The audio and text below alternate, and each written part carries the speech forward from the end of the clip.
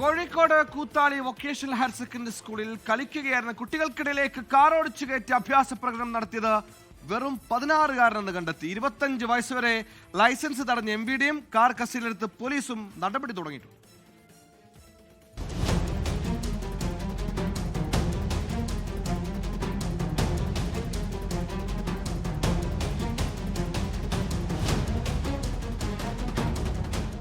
ഗ്രൗണ്ടിൽ കളിക്കുന്നതിനിടയിലാണ് കുട്ടികൾക്കിടയിലേക്ക് കാർ ഓടിച്ചു കയറ്റിയുള്ള അഭ്യാസ പ്രകടനം.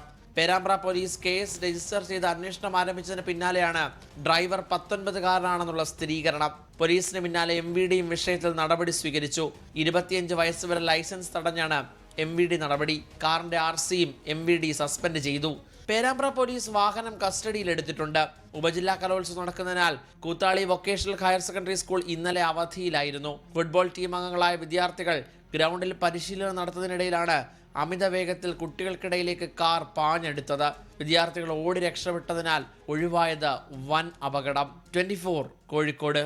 ലോകത്തെവിടെയായാലും ഏത് സമയത്തും 24 വാർത്തകളും ഓഗ്മെന്റഡ് റിയാലിറ്റി പാക്കേജുകളും എക്സ്പ്ലെയിനറുകളും വിശദമായി കാണാൻ ഞങ്ങളുടെ യൂട്യൂബ് ചാനൽ നിങ്ങൾക്ക് സബ്സ്ക്രൈബ് ചെയ്യാം.